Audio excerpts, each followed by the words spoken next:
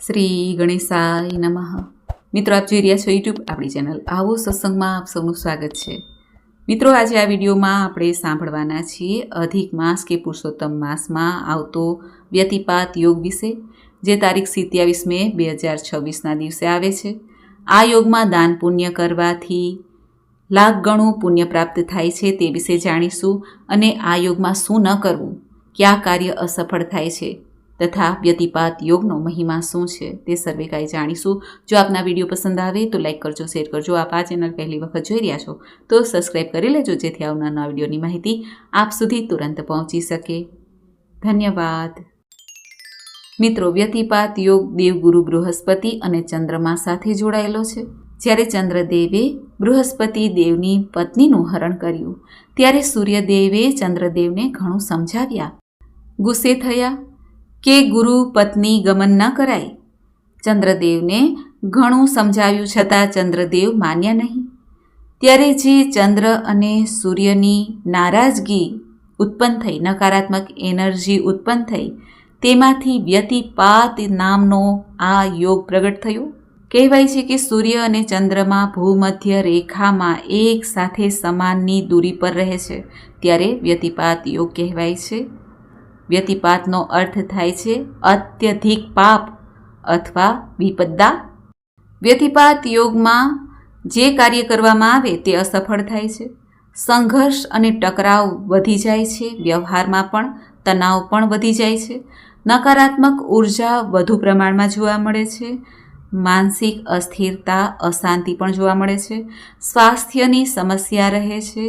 શારીરિક માનસિક કષ્ટ વધી જાય છે.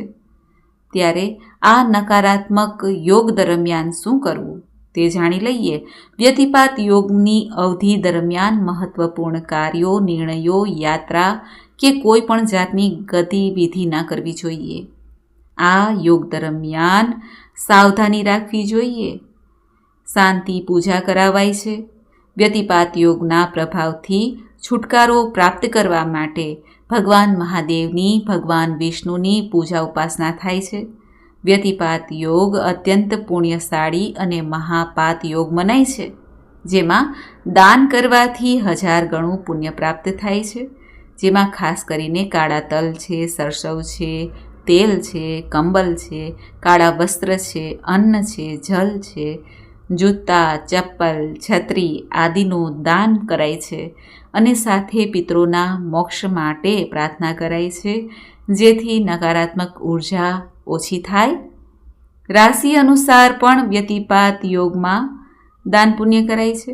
જેમ કે મેષ રાશિવાળા લાલ વસ્ત્ર, વૃષભ રાશિવાળા સફેદ વસ્તુનું દાન, મિથુન રાશિવાળા મગની દાળનું દાન, કર્ક રાશિવાળા સફેદ તલ અથવા સફેદ વસ્ત્રનું દાન કરે, સિંહ રાશિવાળા ગોળ અથવા ઘઉંનું દાન કરે, કન્યા રાશિવાળા સાબુત અડદનું દાન કરે, તુલા રાશિવાળા દહીં છે, દૂધ છે, મિશ્રી છે તેનું દાન કરી શકે છે, વૃશ્ચિક રાશિવાળા ગોળનું દાન કરી શકે છે, લાલ વસ્ત્રનું દાન કરી શકે છે, ધનુ રાશિવાળા ખાંડનું દાન અથવા તો પતાસાનું દાન કરી શકે છે, મકર રાશિવાળા સરસવના તેલનું દાન, કુંભ રાશિવાળા કાળા તલનું દાન અને મીન રાશિવાળા પીળી વસ્તુનું દાન, કેળા છે, પીળી મીઠાઈ છે, પીળા ફળ છે તેનું દાન કરી શકે છે.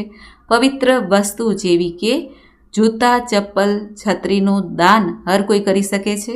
પિતૃ તર્પણ, પવિત્ર નદીમાં જઈને સ્નાન કરીને પિતરો માટે પિંડદાન અપાય છે, જેથી પિતૃ દોષમાંથી મુક્તિ મળે છે. આ યોગ એવો છે કે જેમાં પિતૃ નિમિત્તે કંઈ પણ દાન કરવામાં આવે તો પિતૃ પ્રસન્ન થાય છે, મોક્ષ ફળ તેમને મળે છે અને આશીર્વાદ પિતૃ તર્પણ કરનારને પ્રાપ્ત થઈ જાય છે.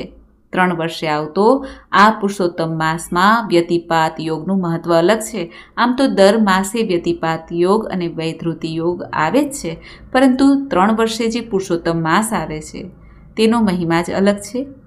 વ્યતિપાત યોગમાં જન્મ લેનાર બાળકો ઉર્જાવાન, વિદ્રોહી સ્વભાવના જોવા મળે છે. તેમના જીવનમાં ઉતાર ચઢાવ પણ જોવા મળે છે. ત્યારે વ્યતિપાત યોગની શાંતિ કરાય છે યોગ્ય પંડિત દ્વારા. આ યોગમાં અમુક દેવના મંત્ર જાપ કરવાથી પણ શાંતિ પ્રાપ્ત થાય છે, જેમ કે મહાદેવનો મંત્ર મૃત્યુંજય મંત્ર છે, ગાયત્રી મંત્ર છે ભગવાન સૂર્યનારાયણ દેવનો મંત્ર છે, જેના કારણે નકારાત્મક ઉર્જા દૂર થાય છે. ભગવાન શ્રી નારાયણનો મંત્ર છે ઓમ હરિહિ. આ મંત્રનો જાપ કરવાથી પણ સકારાત્મક ઉર્જા પ્રાપ્ત થાય છે. વ્યતિપાત યોગ તે 17મો નિત્ય નૈસર્ગિક યોગ છે, જેમના સ્વામી રુદ્રદેવ છે. વૈધૃતિ યોગની જેમ વિશેષ અશુભ મનાય છે. અન્ય અશુભ નિત્ય યોગો તો વ્યતિપાત યોગ કે વૈધૃતિની તુલનામાં ઓછા છે, પરંતુ આ યોગ અત્યંત અશુભ મનાય છે. બધા શુભ યોગોમાં આ 2 યોગ ઘણા અશુભ મનાય છે. વ્યતિપાત યોગ જ્યોતિષશાસ્ત્ર અનુસાર જોઈએ તો મહાપાત કે અશુભ યોગની સંજ્ઞામાં આવે છે. આ યોગમાં પૂજાપાઠ, જપ, દાનનું ફળ સામાન્યથી 1 લાખ ગણું અધિક મનાય છે. એટલે સંપૂર્ણ અશુભ તો આ યોગ નથી જ. ભગવાનની પૂજા સેવા કરવી, નામ જપ કરવું ઉત્તમ મનાય છે.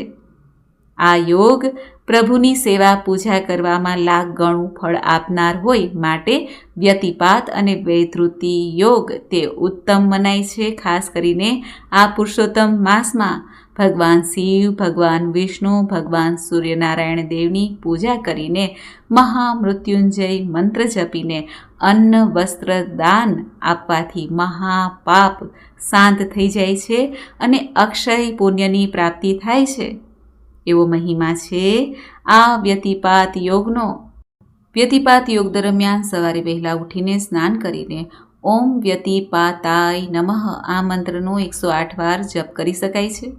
પછી તાંબાના ઘડામાં સાકર ભરીને તેની ઉપર તાંબાની દીવી ઢાંકીને 1 પુષ્પ પધરાવવું. તેનું વિધિપૂર્વક પૂજન કરવું. ધૂપ, દીપ, ફળ, મિષ્ટાન, નૈવેદ્ય આપવું અને પ્રાર્થના કરવી કે હે વરદાયી વ્યતિપાત દેવ, મારા પ્રણામ સ્વીકાર કરો.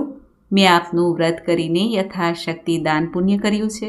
આપની કૃપા દ્રષ્ટિ મારી ઉપર અક્ષર રાખજો. ફળ, તાંબુલ અને દક્ષિણા મૂકીને વિદ્વાન બ્રાહ્મણને દાન પુણ્ય કરાય છે. આ રીતે 13 વાર વ્યતિપાત વ્રત પણ કરી શકાય છે. દર વ્યતિપાત યોગ આવે ત્યારે એક ટાઈમ ભોજન અથવા ઉપવાસ કરીને 13 વ્યતિપાત યોગ કરીને 14મા વ્યતિપાતના દિવસે ઉદ્યાપન કરાય છે અને ઓમ વ્યતિપાતાય સ્વાહા આ મંત્રથી 108 વાર ઘીની આહુતિ દ્વારા યજ્ઞ કરાવાય છે. વિદ્વાન બ્રાહ્મણને યથાશક્તિ દક્ષિણા અપાય છે. નારદ પુરાણમાં વ્યતિપાત યોગનું આખ્યાનનું વર્ણન કરવામાં આવ્યું છે. પૂર્વે હૈહય નામના રાજાએ વ્યતિપાત વ્રત શ્રદ્ધાપૂર્વક કરેલ. એકવાર રાજા વનમાં શિકાર કરવા માટે ગયા હતા. ત્યાંથી તરસથી પીડાતું ભૂંડ તેને દેખાયું. રાજાએ તેને પૂછ્યું, તું આટલું દુઃખી કેમ છે? તે ભૂંડ અર્થાત વરાહે કહ્યું, હે રાજા, પૂર્વજન્મમાં હું એક શ્રીમંત વણિક હતો. ધન હોવા છતાં મેં કોઈ પુણ્ય કર્યું ન હતું. એકવાર વ્યતિપાતના દિવસે એક બ્રાહ્મણ મારે ત્યાં દક્ષિણા લેવા માટે આવ્યા. તેને પણ મેં કાઢી મૂક્યા. જતાં જતાં તેણે મને શ્રાપ આપ્યો. તે બ્રાહ્મણે મનોમન કહ્યું કે મારું અપમાન કરીને તે મને સંતાપ આપ્યો છે, તેવી તું 100 ગણી પીડામાં બળજે. ત્યારે વણિકે તે બ્રાહ્મણની ક્ષમા માંગી, શાપનું નિવારણ પૂછ્યું. ત્યારે બ્રાહ્મણે કહ્યું, તું ભૂંડ અર્થાત વરાહની યોનિમાં વનમાં ભટકતો હોઈશ ત્યારે એક રાજા આવીને તને વ્યતિપાતનું ફળ આપશે. ત્યારે તું સ્વર્ગમાં જઈશ. હૈહય રાજાને દયા આવી આ ભૂંડ ઉપર. રાજાએ કરેલા વ્યતિપાત વ્રતનું ફળ આ ભૂંડને આપ્યું. તો ભૂંડ તત્કાળ દુઃખ અગ્નિમાંથી મુક્ત થઈને શરીર છોડીને સ્વર્ગમાં ગયો. આવો દિવ્ય મહિમા છે આ વ્યતિપાત વ્રતનો. આ વ્યતિપાત વ્રત કરીને પિતૃતર્પણ, શ્રાદ્ધ, પિંડદાન કરવાથી પિતરોને પણ મુક્તિ મળે છે અને 1 લાખ ગણું પુણ્ય તો પ્રાપ્ત થઈ જ જાય છે. મિત્રો, મને આશા છે કે આપને આ વિડીયો જરૂર પસંદ આવ્યો હશે. આજના શુભ દિવસે સવારે વહેલા ઉઠીને સ્નાનાદિથી પરવારીને શુદ્ધ વસ્ત્ર ધારણ કરીને ભગવાન સૂર્યનારાયણ દેવને અર્ઘ્ય અપાય છે અને ગાયત્રી મંત્રનો જપ કરી શકાય છે. ઓમ ભૂર્ભુવસ્વઃ તત્સવિતુર્વરેણ્યમ ભર્ગો દેવસ્ય ધીમહિ ધિયો યો નઃ પ્રચોદયાત. આ ઉપરાંત આ વ્યતિપાત યોગ તારીખ 27 મે 2026 વહેલી સવારે 3 વાગ્યા પછી આરંભ થાય છે, જે 28 મે 2026 વહેલી સવારે 3 વાગ્યા પછી પૂર્ણ થાય છે. એટલે આખો દિવસ 27 મે 2026ના દિવસે આ યોગ છે. માટે આ યોગનો લાભ અવશ્ય ઉઠાવવો. જે અશુભ ફળ આપનાર છે તે શુભ થઈ જાય છે. એટલા માટે ભગવાન મહાદેવની પૂજા ઉપાસના કરવી. અધિક માસ પુરુષોત્તમ માસ અત્યારે ચાલી રહ્યો છે, ત્યારે સ્નાન દાન જપનો મહિમા ઘણો છે. એમાંય ખાસ કરીને દીપદાનનું મહત્ત્વ છે.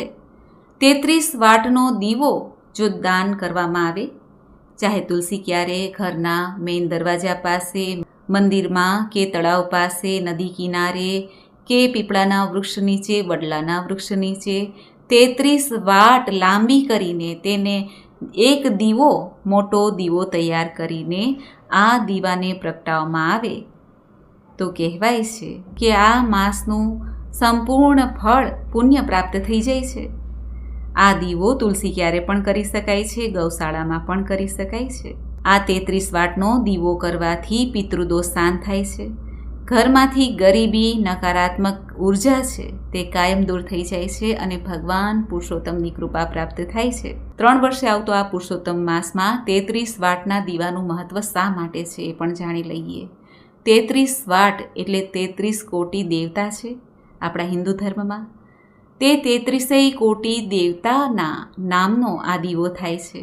એટલે 3 વર્ષે આવતો આ પુરુષોત્તમ માસમાં બધા દેવી દેવતા સુધી આપણી પ્રાર્થના, આપણી પૂજા, આપણી સેવા પહોંચી જાય છે.